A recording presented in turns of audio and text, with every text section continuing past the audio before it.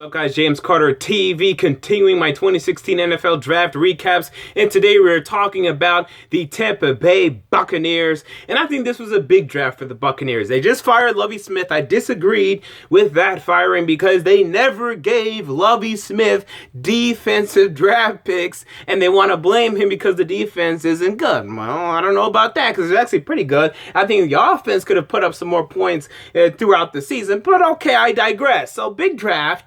They need to continue to build a team around Jameis Winston. I'm already on the record. I think Jameis Winston is going to be a great NFL quarterback, but in order to win a Super Bowl, you're going to need to have a team around him, as is any other quarterback. So, big draft for them. Let's get into it. First round, 11th pick overall, cornerback Vernon Hargreaves III. I've been on the record. I'm not a big Vernon Hargreaves III fan. I don't think he's ever going to be a great NFL corner. Don't think he has the size. Don't think he has the technique. Don't think he has the athleticism to be a great number one, or maybe even a good number one cornerback. I think if he's your number one, I think you need a better number one. I think you'll realize that sooner or later that, hey, we kind of need to get a number one cornerback in here because Vernon Hargreaves just isn't that. But I think he can be a good number two, a good complement, a guy that can make some plays. I'll give you that, can get a pick six every now and then. But he just isn't going to be able to do enough against the Amari Coopers, against the Odell Beckhams, against the guys that are elite in the NFL level, or even just pretty good, like a Brandon Marshall and Eric Decker. I think he's going to have issues and problems going up against these big, tall, athletic wide receivers that are in the NFL, and even short, shifty guys like Antonio Brown. But I like the pick. There's not too much I would have done otherwise, but I can only give it a B. We move on, 39th pick overall, defensive end Noah Spence out of Eastern Kentucky. I like this pick a lot more on draft day, but after the draft, I go back, I do more research because I have time to do it after college ends, and man, I don't like the pick as much. A lot of upside here. I mean, this is a guy that I think can be over a 10-plus sack guy, so a lot of upside, I give you that. But man, he had some issues. He got booted off of the team at Ohio State for a lot of reasons, and justifiably so, because man, this guy was doing a lot of dumb stuff, getting addicted to ecstasy and a whole bunch of nonsense. I mean, man, that is bad. And you hope he's over it, but I wasn't in that interview room, so I have to downgrade the grade because of that. But in terms of a football player, man, he's disruptive, and athletically, he's pretty athletic. So there's a lot of upside here. But man, I'm not in love with it. I think this could have a high bust rate and chance here, so I can only give it a B-. We move on to the 59th pick, and this is a big one, right? Bucks trade up for Roberto Aguayo. Now, I don't like this pick, but maybe not for the reasons you're thinking of. If he was a great kicker, and he could be, I would like this pick more, because here's what we have to think about, right? We don't like to think about this too much because we don't talk about it a lot, but kickers are prospects too, right? So even though Roberto Aguayo is not a great kicker right now in terms of 50 plus and above, because that's really what we're talking about. That's the biggest problem with Roberto Aguayo. He didn't attempt many 50 plus yarders, and he didn't make many 50 plus yarders. So even though that's not the case right now, you know how many kickers we've seen in their 30s be absolutely amazing? So I wouldn't be surprised if, hell, we're talking 10 years, 13 years down the road, Roberto Aguayo is the best kicker in the NFL. The problem is, will he do that with the Tampa Bay Buccaneers? Will it be on this contract? Will he justify being taken with the second pick? I don't think so. We're talking about a guy that didn't make many 50-yarders in college. We're talking about a guy that is very accurate within 35 yards, so he's not going to miss an extra point. I mean, the Bucs fans are going to be like, yay, he doesn't miss an extra point for you, and that's going to be great. But to trade up for a guy that just isn't very good right now for 50-plus yards, I don't get it. I don't understand it. And I don't think he's going to be good or good enough to warrant this contract during his first contract. I think 10 years down the road, he'll be great. But during this rookie contract, and you're telling me you couldn't have taken a defensive tackle here to, pair up with Jared McCoy, you couldn't to take in, I don't know, an offensive tackle because Donovan Smith wasn't very good last year or something else. You know, more picks should have been taken here than just trading up for a kicker. And for these reasons, I give it a C-. There's a chance that he could, I think he's going to be good. I think he's definitely going to be an NFL kicker. The question is how good, and will he be good enough to warrant this second round pick? I doubt it. We move on to the fourth round, 108th pick overall. Ryan Smith, the defensive back out of North Carolina Central University. Now, I like this guy.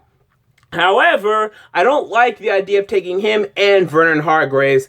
Ryan Smith is a better athlete, all right? He's a guy that can move around a lot more, but they're both about 5'11", both about 189 pounds, so they're very similar in that aspect. Neither of them are great. No, Vernon Hargreaves is a better tackler against the run than Ryan Smith, but I think they offer a lot of the same traits here. So I like the athletic upside with Ryan Smith. He's a better athlete than Vernon Hargreaves.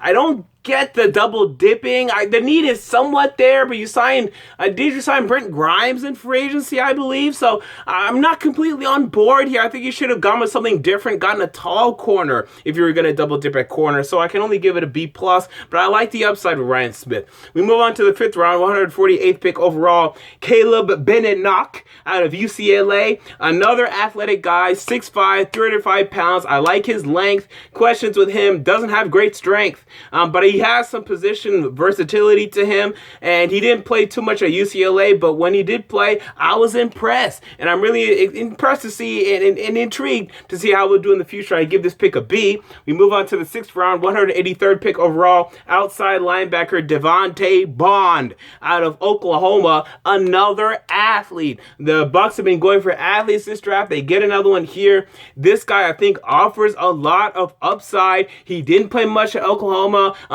He wasn't even at Oklahoma. This guy went to a community college, transferred to Oklahoma, and when he went to Oklahoma, he did produce actually a good amount, and I think there's a lot of upside here, a lot of intrigue, because this is a guy that just keeps rising up. Went from, I think he only played his senior year of high school, so did that, went to community college, got all the way to Oklahoma, produced for them. A lot of upside here. He still needs to be coached up a bit, but I like the upside. I give it a B+.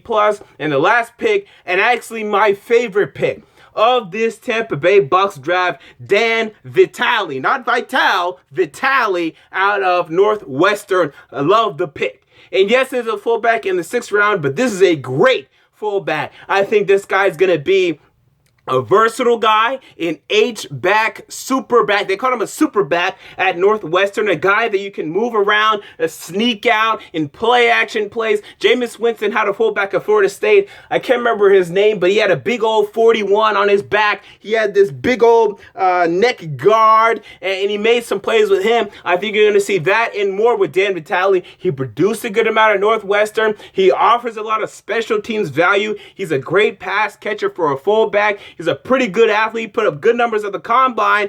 I think he's going to be a starter. I think he may be a Pro Bowl fullback that the Tampa Bay Buccaneers have found in the sixth round. I give this pick an A+.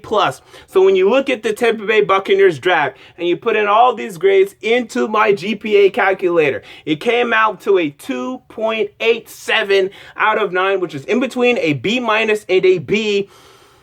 Ultimately, I'm settling with a B because I do believe there aren't many busts here. I mean, Noah Spence, if he flames out again, gets addicted to ecstasy, someone says, hey, here's a little blue pill, and he relapses, then it's going to be hurt by that. But I think Hargreaves will stick. He won't be great, but he'll be good. Ryan Smith, I think, could be a nice slot corner. Caleb Benenoch could be a versatile reserve, but could start and do well at right tackle eventually. Devante Bond will be a nice rotational guy at linebacker. So, and a strong, probably a Sam linebacker, and you lost Danny Lansana in free agency. So I like that. Or actually, you didn't even lose him. You don't even want him because right now he's sitting on the couch tweeting every day. Danny Lansana is tweeting every day. And Danny Vitale, who I think is going to be a Pro Bowl fullback. I really do. Remember, I said this. So I think it's a B draft. I don't think it's great. I don't think this is going to be a draft that gets them over the playoff hill alone. But if they can do enough things, if Jameis Winston can progress enough, then I think they'll be there at the end of the day. Until next time, James Carter TV, I'm out. Peace.